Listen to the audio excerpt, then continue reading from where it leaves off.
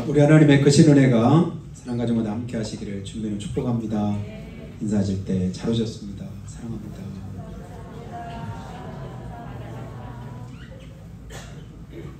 미끄러운데 어떻게 잘 오셨습니다. 날도 추운데요.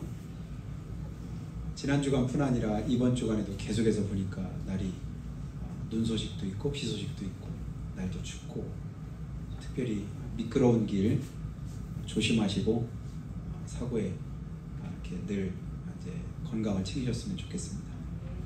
오늘 하나님의 은혜가 저 여러분에게 함께 하심으로 승리하는 복된 삶 허락하시기를 예수님의 축복합니다. 여러분은 지금 여러분의 삶에 대해서 어느 만큼 만족하시나요? 내 삶의 퍼센티지로 하면 한 50% 절반은 만족한다.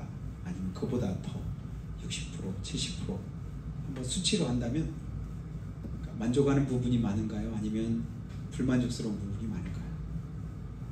만족스럽게 여기는 것이 많을수록 그 사람의 삶의 질이 높은 겁니다. 다른 말로 말하면 더 행복하다는 얘기죠. 그러니까 환경 여건은 어떻든지 간에 상관없이 내가 어떻게 여기느냐가 내 삶의 질을 결정합니다. 여러분 행복하게 원하시면 만족도를 높이시기를 축복해요. 그 만족도는 어떻게 높여질까요? 환경이 바뀌면 될까요? 여건이 바뀌면 될까요? 어느 정도는 그럴 수도 있지만 근본적으로는 그렇지 않습니다. 실제적으로 내가 하나님 앞에서 만족도를 가지게 되는 그것은 우리 주님의 믿음 안에서 되는 줄 믿습니다. 우리 다 예수 믿는 사람이니까요. 빌립보서 하면 여러분 옥중서신이라는 말 들어보셨죠? 바울 사도가 감옥에 있는 가운데서 기록한 서신서, 그게 이제 에베소서나 빌립보서나 이런 이제 서신서들이 대부분이 감옥에 있을 때 그때 기록한 서신서가 여러 권이 있습니다. 특히 이 빌립보서는 사도 바울이 로마 감옥에 갇혔을 때 재판을 앞두고 자기 앞으로의 어떤 이제 삶이 어떻게 될지를 몰라요. 죽을지 살지도 모르고 감옥에서 나갈지 못 나갈지 어떨지도 모르는 그런 상황입니다. 지금 여전히 감옥 안에 있으니 지금 시대에 감옥에 있는 것도 사실은 어렵잖아요. 근데 2000년 전에 감옥 안에 있었다고 한번 생각을 해보세요. 더더군다나 로마 감옥에 이방인인 사도 바울이 거기에 갇혀있다. 그 여건이 어땠을까? 생각 안 해도 얼마든지 그 열악한 상황을 머릿속으로 짐작해 볼 수 있을 것 같습니다. 그 감옥에 갇혀있는 바울이 지금 처해진 환경을 생각할 때 그의 마음의 자기 삶에 대한 만족도가 몇 프로 정도 될까? 내 삶의 만족도를 잘 모르면 그분의 만족도는 어느 정도 우리가 가늠해 볼 수 있지 않겠어요? 그 만족도가 얼마큼 될까요? 환경적으로는 거의 마이너스에 가깝지 않을까? 어떻게 될지 모릅니다. 불안합니다. 장래가 불안한 것만큼 더 답답하고 힘든 일이 없지요. 앞으로 어떻게 될지를 알면 그래도 크게 불안하지 않은데 어떻게 될지 모르는 것이 가장 힘든 것 같아요. 내일 어떻게 될까? 내년에 어떤 일이 있을까? 그리고 내 노년에는 그리고 그 다음에 무슨 일이 나타날까? 이걸 전혀 모를 때 모르는 것을 내가 끌어안고 있으면 굉장히 불안합니다. 근데 그것을 주님께서는 그 불안함을 버리게 하기 위해서 뭐라고 하셨죠? 내게 맡겨라. 주님이 대신 맡아주신대요. 맡겨라. 염려를 주께 맡겨서 버려라. 아무것도 염려하지 말고 염려가 있을 때는 뭐 하래요? 오직 모든 일에 기도와 간구로 너희 구할 것을 감사함으로 하나님께 아뢰라. 그러면 네 마음은 내가 붙들어 줄게 하시는 말씀이 하나님께서 이렇게 약속해 주신 그 말씀입니다. 그래서 그 하나님께 맡기고 또 맡기고 의지하고 그 하나님을 바라보고 그러면 걱정과 염려되는 것들이 점점 사라지게 됩니다. 그리고 주님께 맡기니까 내 삶이 내일이 어떻든 모레가 어떻든 그것에 연연하지 않습니다. 그리고 오늘을 다시 한번 생각하고 하나님 앞에서 감사하는 마음을 가지게 됩니다. 그래서 오늘 사도 바울이 감옥에 갇혀있는 재판을 앞두고 있는 자기 장래가 어쩔지 모르는 그런 상황 속에서 우리를 향해서 뭐라고 말씀하냐면, 빌립보서의 주제가 뭐냐면 기뻐하라. 뭐하라? 기뻐해라. 할 만한 사람이 말을 해야지. 자기가 처한 처지는 그렇게 열악한데도 기뻐하랍니다. 그것으로 그치지 않고 뭐라고 말해요? 내가 다시 말하노니 기뻐해라. 4장 4절에 말씀하잖아요. 내가 다시 말하는데 기뻐해라. 기뻐해라. 기뻐할 이유가 있으니까 그렇게 말씀하는 거 아니겠습니까? 내가 주님 안에 있다는 것으로 기뻐해라. 구원받은 하나님의 자녀라고 하는 사실로 기뻐해라. 하나님이 지금도 여전히 나와 함께 하신다는 그 사실을 인해서 기뻐해라. 왜냐하면 충분한 가치가 거기 있기 때문에 그렇습니다. 그것이 그럴 만한 가치가 없고 그럴 필요가 없다면 성경에 기록될 이유도 없었겠지요. 하나님은 그를 통해서 우리에게 말씀하는 거예요. 더 힘든 사람, 더 어려운 사람, 처지나 환경은 나보다 훨씬 더 열악한 그가 내게 말할 때 그 말에 대한 그런 이제 진리를 우리가 다시 한번 느껴볼 수가 있는 것이죠. 실컷 배부른 사람이 나한테 가서 그냥 배고프면 뭐 사 먹어 이렇게 말한다면 그 말은 별로 우리에게 위로가 안 됩니다. 근데 본인은 배가 고프지만 그 배고픔을 가지고 내게 말할 때 그 속에서 그의 진심을 우리가 찾아볼 수 있는 것이죠. 그래서 사도 바울은 오늘 뭐라고 말씀을 하고 있냐면요, 11절에 이제 10절부터 한번 더 다시 한번 보시면, 내가 주 안에서 크게 기뻐함은 뭐한대요? 크게 내가 기뻐하는데, 크게 기쁨이 내 안에 있는데, 큰 기쁨이 내 속에 있는데 어떻게 그 기쁨이 있을까요? 주 안에서. 감옥 안에서가 아니라 주 안에서. 내 몸은 지금 어디 있지만, 감옥 안에 있지만, 그러나 감옥 안에서 크게 기뻐한다 이렇게 말하지 않아요. 어디서? 주 안에서. 믿음으로 그 환경을 초월한 겁니다. 믿음으로 그 환경을 덮은 거예요. 그리고 믿음을 기준으로 자기 삶을 말하는 거예요.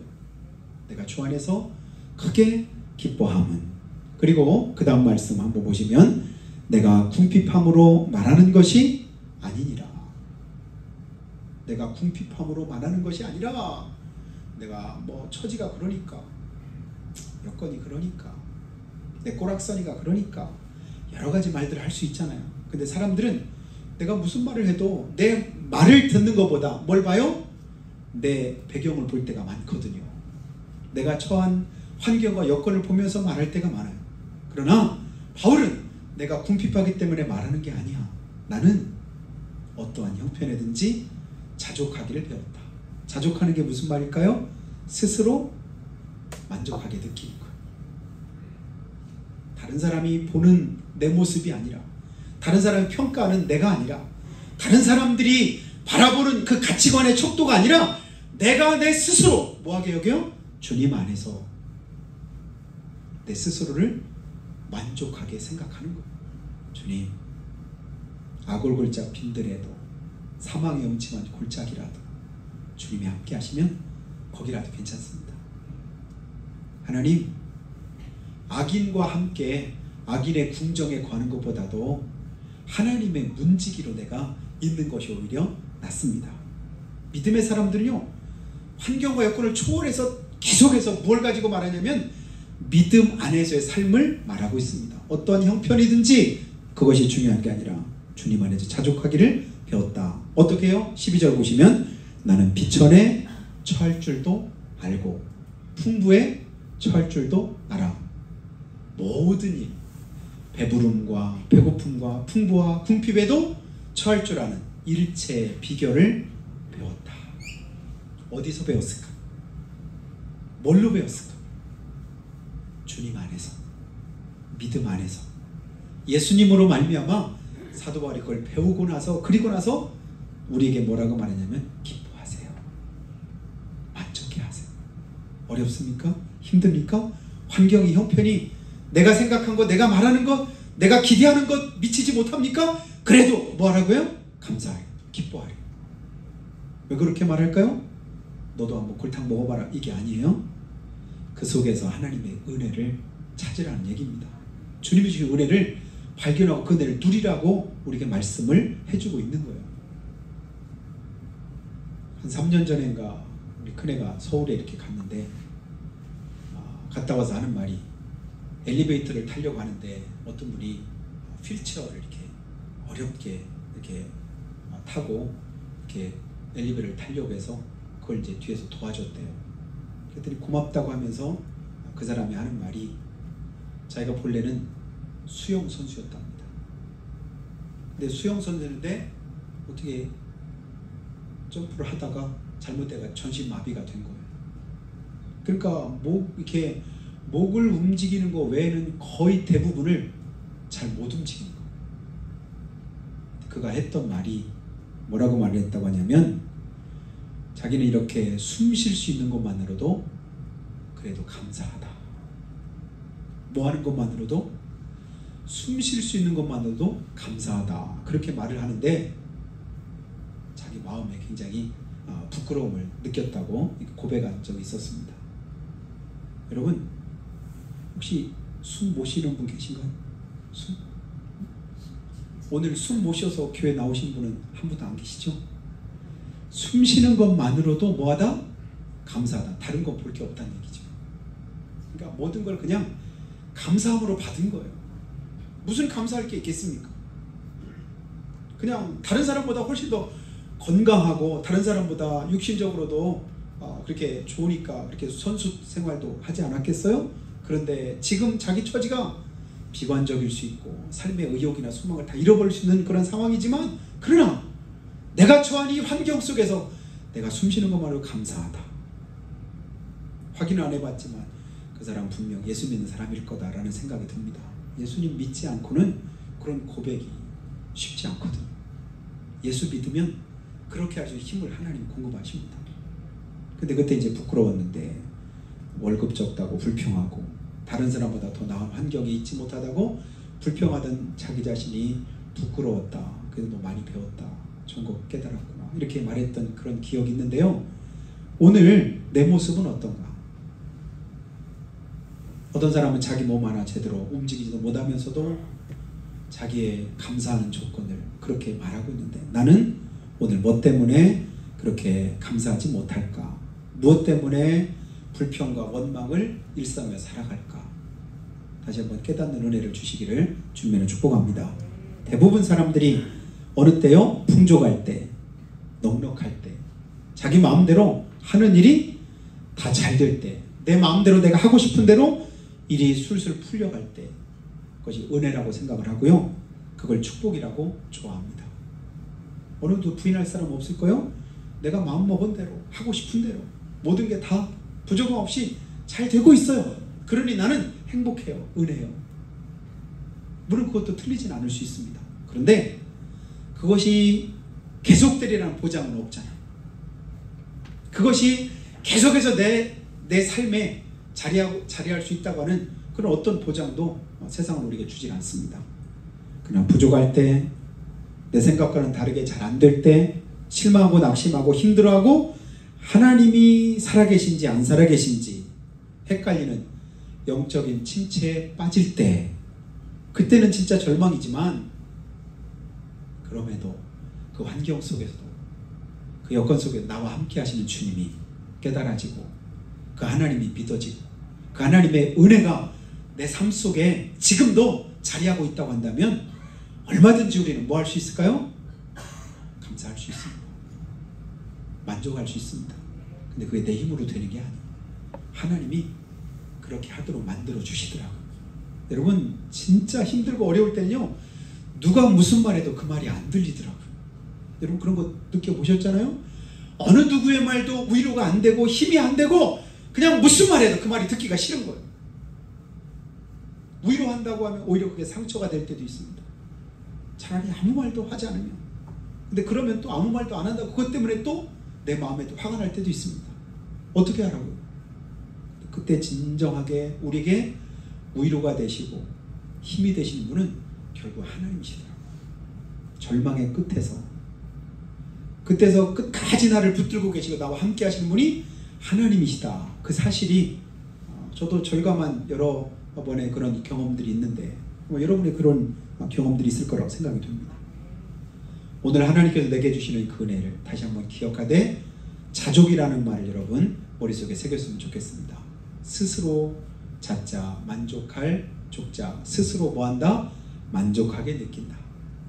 한번 인사할 때 자족하며 삽시다. 한번 같이 한번 인사하실까요? 네, 조금 더 기억에 남으실 것 같아요. 뭐 하면서요? 자족하며. 그냥 주어진 환경에 만족하는 거예요. 환경을 내가 바꾸기는 힘들잖아. 근데 그보다 훨씬 쉬운 건 뭐냐면 내게 주어진 환경을 만족하게 느끼고 감사하는 건 훨씬 더 바꾸는 것보다 쉽습니다. 은혜가 뭘까요? 하나님의 그 선하신 사랑과 은혜를 내가 깨닫고 경험하면 환경이 문제가 아니더라고요. 초막이나 궁궐이나 사막이나 빈들이나 어디나 상관없이 내 주에서 모신 곳이 그 어디나 하늘나라. 우리가 찬송을 통해 고백할 때 무엇을 가지고 고백하는 거예요? 환경으로 하는 고백이 아니지요. 믿음으로 하는 겁니다. 일평생 돈 모으는 재미로 살아가던 백만장자가 있었습니다. 근데 그는 가족들도 없이 이제 혼자 이렇게 살아가고 있었는데 어쩌다 보니까 투자를 잘못해서 재산의 대부분을 다 날리고 말았습니다. 그리고 고작 남은 것이 얼마냐면 달러로 한 10만 달러 정도밖에 안 남았답니다. 여러분 10만 달러가 얼만큼인지 혹시 아시나요? 아니 이 10만 달러밖에 남지 않았다니. 그리고 나서는 비관해서 그가 어떻게 되냐면 스스로 목숨을 끊고 말했답니다. 10만 달러가 지금 우리 돈으로 환산하면 고작 얼마 되냐면 약 1억 4천만 원 정도 되는 돈이 10만 달러. 그거밖에 없다고 낙심하고 그리고 자기 생을 극단적으로 이렇게 끝냈는데 가족들이 없다 보니까 상속권이 누구냐면 유일하게 하나 남은 혈육인데 조카가 하나 있는데 그 조카는 지금까지 얼마나 어렵고 힘들게 사는지 거의 노숙자 비슷하게 이렇게 생활을 했는데 그 조카에게 이 재산이 상속이 됐답니다. 어느 날 갑자기 아무것도 없던 사람이 10만 달러 재산이 생긴 거예요. 근데 그 사람이 그걸 상속받고 난 다음에 이 많은 돈을 어떻게 할지 그 많은 돈 때문에 충격을 받아가지고 고민했다고 하는 그런 이야기가 있습니다.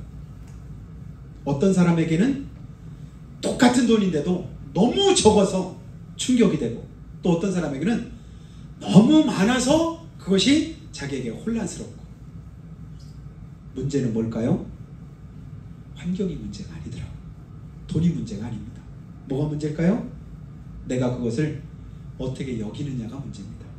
그래서 오늘 바울 사도는 뭐라고 해요? 내가 배가 부르든지 너 배부르니까 배부른 소리 하지 마. 우리가 이렇게 말할 때가 있잖아요. 근데 그게 아니야. 배가 고파 이제는. 배부를 때 했던 말을 배고플 때도 똑같이 할 수 있는 사람. 진짜 편안할 때 하고 어렵고 힘들 때 똑같이 말할 수 있는 사람. 그 사람이 진짜 아닐까요? 배부르니까 그런 소리 하지. 근데 그 사람 배가 고픈데도 똑같이 그 말 하더라. 아, 그 사람 말 진짜였구나. 풍부에 처할 때나 빈부에 처할 때나 어떻든 그것과 상관없이 바울 사도는 지금 우리에게 뭐라고요? 주님께 감사한다. 만족한다. 그래서 바울은 자기가 행복한 자라고 합니다. 나는 행복한 자로다. 그래서 주님을 늘 바라보면서 내가 세상에서 가지고 있던 누리고 있던 모든 걸 다 배설물처럼 여기고 다 버리는데도 전혀 문제가 안 되는 거예요. 스스로 버려요. 스스로 그냥 자기 자신이 끊어버립니다. 그리고 나서 믿음의 길을 가고 주님을 바라보는데 전혀 아쉬울 게 없다고 말합니다. 그래서 디모데후서 4장에 보면 부푼 기대감을 가지고 주님을 바라보면서 그 했던 고백을 우리가 찾아볼 수가 있는데요. 오늘 하나님께서 똑같은 어떤 환경과 여건 속에서 나는 어떤 마음을 가지고 살아가나. 자족하면 감사가 따라옵니다. 감사하면 행복이 따라옵니다. 자주 우리가 얘기하잖아요. 감사하는 만큼 우리가 뭐하다? 행복하다. 근데 그 감사가 어디에서 나올까요? 만족하게 느껴야 감사가 되지요. 불만족스러운데 감사가 나올 리가 없습니다. 여러분, 내가 처한 환경, 여건, 처지 이것만 생각하면 감사하기가 쉽지 않아요. 근데 바울은 그것과 상관없이 초월해서 뭐예요? 감사합니다. 감사하니까 그 삶이 행복해집니다. 그 삶이 새로워집니다. 그의 삶에 하나님의 은혜가 부어집니다. 그에게 하늘이 더욱더 하늘의 신령한 은혜가 임하게 되는 걸 봅니다. 나는 하늘의 시민권을 가지고 주님 바라보면서 기대 부푼 그런 기대감을 가지고 살려고 하는 게 아니라 차라리 나는 내 몸을 떠나 주님과 함께 가고 싶다. 고린도서 5장에서 차라리 몸을 떠나 무엇이냐면 빨리 천국 가고 싶다. 빨리 천국 가고 싶다. 주님 만나고 싶다. 왜 그럴까요? 천국이 확실하게 믿어지니까. 여러분 예수 믿으면서도 신앙생활 하면서도 천국에 간다고 구원받았다고 하는데도 그 천국이 내 안에서 실제가 되지 못할 때가 많잖아요. 천국 가는 것을 주저하고 두려워하고 무서워하고. 근데 여러분 사나 죽으나 우리가 다 누구의 것이에요? 주님 것인 줄 믿습니다. 살아도 은혜요 죽어도 하나님의 은혜인 줄 믿습니다. 그래서 초월된 믿음 안에서의 삶을 내가 가지면 어떤 사정 어떤 형편 그게 문제가 되질 않아요. 그래서 우리가 잘 아는 대로 많이 암송하는 말씀 13절 말씀 뭐라고 말씀해요? 내게 능력 주시는 자 안에서 내가 모든 것을 할 수 있느니라. 어떻게 해요? 어떤 처지나 형편이 나를 하나님께로 가는데 막지 못하는 거예요. 그것 때문에 신앙생활하는데 장애가 되지 않아요. 그것 때문에 주님을 찬양하는데 문제가 되지 않아요. 처지나 환경은 어떻든지 주님을 예배합니다. 찬송합니다. 하나님의 은혜를 구합니다. 그 힘이 그 능력이 어디서 왔다고요? 주님 안에서 왔다. 내게 능력 주시는 자 안에서 그게 가능하더라. 그래서 신앙생활은 주님의 능력을 덧입어야 됩니다. 내 힘으로 하려면 피곤해요. 지쳐요. 하기 싫을 때도 있습니다. 자꾸만 들쭉날쭉합니다. 좋을 때도 있고 나쁠 때도 있고 변덕이 심할 수 있어요. 그러나 주님 안에 거하면 하나님께서 항상 우리를 어떻게 해요? 항상 그 자리를 지킬 수 있도록 그 위치 안에 거할 수 있도록 하나님의 은혜를 우리에게 베풀어 주십니다. 그 은혜가 저 여러분에게 함께 하시기를 예수님 이름으로 축복합니다. 보이는 것, 내가 처한 것, 환경 여건 그것은 언제든지 바뀔 수도 있고 달라질 수도 있습니다. 그래서 세상의 모든 것은 있을 때도 있고 없을 때도 있고 좋을 때도 있고 어떨까요? 나쁠 때도 있습니다. 될 때도 있고 안 될 때도 있습니다. 그걸 우리에게 말씀해 주고 있는 것이 전도서 3장의 말씀인데요. 한번 띄워줘 볼까요? 전도서 3장 1절에서 8절에 보면 우리가 잘 알잖아요. 제가 검은 거 읽을 테니까 여러분 빨간 거 한번 읽어 교도가 한번 해볼까요?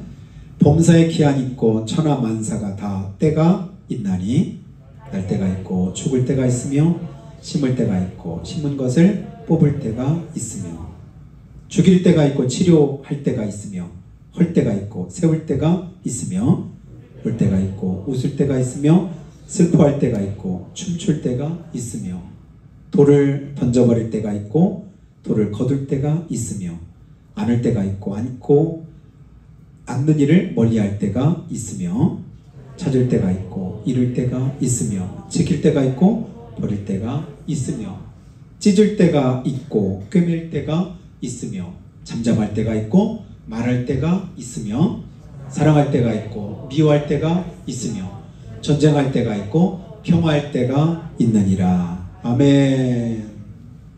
이걸 한마디로 말하면 뭐라고 말할 수 있을까요? 그럴 때도 있지. 뭐 할 때가 있어요? 그럴 때도 있지. 한번 따라할까요? 그럴 때도 있지. 근데 더 중요한 건 뭐냐면 이 또한 지나가리라. 아멘. 그럴 때도 있지만 결국은 뭐예요? 지나가요. 이게 은혜인 것 같습니다. 이 또한 지나가리라. 아무나 할 수 있는 고백 아니에요. 삶에 많은 경험이 농축될 때 그 경험을 가지고 할 수 있는 고백이 그거예요. 뭐 3살배기가 그 말한다면 여러분 그게 뭐 말이 된다고 생각하세요? 우리가 수십 년 살아오고 삶의 연륜이 쌓일 때 그럴 때도 있지만 이 또한 지나가더라. 결국은 뭐예요? 이기게 하시는 분이 주님이시더라. 승리케 하시는 분이 우리 하나님이시더라. 도우시는 분이 우리 주님이시더라. 이것을 성경은 계속해서 우리에게 가르쳐 줍니다. 너무 잘 된다고 너무 자랑하지도 말고 큰 소리 치지도 말고 다른 사람 무시하지 마시기 바래요. 왜냐하면 계속 그럴 상황이 아닐 수도 있기 때문에 그렇습니다. 그리고 힘들다고 안 된다고 어렵다고 도저히 못 살겠다 낙심하지 마시기 바래요. 그럴 때도 있습니다. 그러나 이 또한 뭐한다? 지나간다. 여러분 요즘에 정치권 되어져가는 그런 모습들 여러분 혹시 보시나요? 불과 몇 개월 전에는 상상도 못한 그런 일들이 얼마나 많이 터져 나오는지 여러분 보시나요? 어떤 분이 그러더라고요. 평소에 형 이렇게 형처럼 이렇게 하다가 자기가 장관이 되고 높은 자리에 오니까 똑바로 앉으세요. 자세가 보면 똑바로 큰 소리 치더라고. 똑바로. 그러더니 몇 달 안 지났어요. 지금은 그 앞에 서지도 못해. 야, 이게 참 코미디로 만들래도 참 쉽지 않은 코미디 같은 그런 삶이 실제 우리 삶 속에서 이루어지는구나 하는 걸 깨닫게 됩니다. 그때 큰 소리 친 게 부끄러운 거예요. 그때 좀 더 겸손했더라면 좋았을 텐데, 그때 좀 더 낮은 자리에 섰으라면 오히려 좋았을 텐데, 계속 삶이 바뀌어지고 환경은 바뀌고 여건은 바뀌고 또 달라집니다. 우리 삶도 그래요. 어렵다고 언제까지 어려울까요? 힘들다고 언제까지 힘들까요? 좋다고 그것이 계속 좋으면 좋겠지만 안 그럴 수도 있잖아요. 좋으면 좋은 대로 감사하고 힘들면 힘든 대로 그 속에서도 감사하면서 주님을 바라보시면 하나님 우리 삶을 주관하시고 이끄시죠. 오늘 바울이 고백한 것처럼 자족하기를 힘쓰시기를 축복합니다. 그리고 내게 남은 것이 뭔가, 아직도 여전히 감사할 수 있는 그게 뭘까? 누구에게나 다 있거든요. 잃어버린 것보다도 내가 찾은 것, 아직도 남아있는 것, 그거 생각하면 얼마든지 하나님 앞에 감사할 수 있고 그 속에서 기뻐할 수도 있습니다. 여러분, 이제부터 내 인생의 주인이 내가 아닌 누가 우리 인생의 주인일까요? 말하나 마나 우리 주님이, 우리 예수는 우리 인생의 주인이시잖아요. 우리가 찬송에도 불렀잖아요. 예수 우리 왕이여 이곳에 오셔서 내 마음속에 좌정하시고 나를 지키시고 도우셔서 승리하는 복된 삶을 허락하시기를 예수님을 축원합니다. 그래서 내 인생의 주인이신 주님이 인도하시는 대로, 붙드시는 대로, 역사하시는 대로, 은혜 주시는 대로 그때그때 감사하면서 살아가는 삶을 저는 믿음이라고 생각합니다. 믿음이 뭐예요? 교회 나오는 게 믿음 아니잖아요. 성경 보는 게 믿음 아니잖아요. 기도하는 게 믿음 아니잖아요. 교회 나와서 예배하고 성경 읽고 기도하고 그리고 뭐 하는 거예요? 그걸 가지고 살아가야죠. 그렇지 않으면 그건 반쪽짜리 믿음이죠. 반쪽짜리 믿음 가지고 우리가 구원받았다고 말할 수 없잖아요. 하나님의 은혜 아래 이끄시고 인도하시고 붙드시고 지키시는 대로 하나님께 맡기면서 살아가는 삶이 되면 얼마든지 우리 삶은 복될 수 있습니다. 감사할 수 있습니다. 여러분, 믿음의 삶은 다른 게 아니에요. 하나님의 주권을 인정하시고 살아 역사하시고 선하신 뜻대로 인도하실 것 믿고 온전히 맡기면서 여러분의 삶이 주 안에서 복되도록 하나님께 온전히 맡기는 귀한 삶을 살아가시기를 주님 축복합니다. 그게 뭐예요? 자족할 때 가능하지요. 주님, 이만큼도 감사합니다. 그래도 감사합니다. 그래서 감사합니다. 이끄시는 대로 따라가겠습니다. 순종하겠습니다. 그 은혜 가운데 거하겠습니다. 이 믿음으로 승리하는 여러분 다 되시기를 주님 이름으로 축복합니다. 우리가 한번 기도할 때 주님 인도하시는 길에도 홍해가 가로막힐 때가 있었습니다. 답답하고 힘들 때가 있었습니다. 마라의 쓴물을 마시지 않으면 안 되는 그런 상황에 처할 때도 있었습니다. 그러나 주님의 인도하심은 거기서 멈추지 않았습니다. 중간에서 끝나지도 않았습니다. 결국은 약속하신 땅 가나안에 무사히 들어가도록 이끄셨던 하나님이신 것을 우리가 성경을 통해서 보았습니다.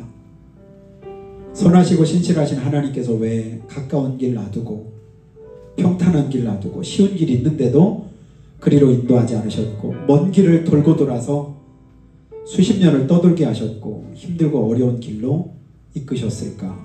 그 이유를 우리 성경을 통해서 확인했습니다. 신명기 8장 2절에 보니까 하나님이 이렇게 말씀합니다. 내 하나님 여호와께서 이 40년 동안에 내게 광야길을 걷게 하신 것은 그것을 기억하라고 하셨습니다. 이는 너를 낮추시며 너를 시험하사 내 마음이 어떠한지 그 명령을 지키는지 지키지 않는지 알려 하심이라고 했습니다. 너를 낮추시며 너를 줄이게 하시며 또 너도 알지 못하며 내 조상들도 알지 못하던 만나를 내게 먹이신 것은 사람의 떡으로만 사는 것이 아니오 여호와 입에서 나오는 모든 말씀으로 사는 줄을 내가 알게 하려 하심이라고 했습니다. 내 인생의 주인이 하나님이심을 알고 믿는 것, 그것이 믿음입니다. 그 믿음 가지고 우리가 주 안에서 승리할 수 있습니다. 만족할 수 있습니다. 감사할 수 있습니다. 하나님께 영광 돌릴 수 있습니다. 주여 나를 붙들어 주시고 지금 내가 겪고 있는 고난 때문에 내가 못 사는 게 아닙니다. 지금 내가 당한 어려움 때문에 내가 죽는 게 아닙니다. 내 뜻대로 내 마음대로 안 된다고 낙심할 것이 없습니다. 인생이 본래 그렇기 때문에 그렇습니다. 그러나 내게 능력 주시는 주님 안에 있으면 그 속에서 삶의 비결을 깨닫게 되고 그 은혜를 덧입게 됩니다. 인생 내 마음대로 안 됩니다. 내 힘으로 살 수 없습니다. 주님 믿고 의지하오니 주께서 나를 도와주시고 붙들어 주시옵기를 한 목소리로 고백하며 기도합니다. 거룩하신 아버지 하나님, 은혜와 사랑을 감사합니다. 내 힘으로 감당할 수 없는 것 주님께 맡기고 의지하오니 주 우리를 도와주시옵소서.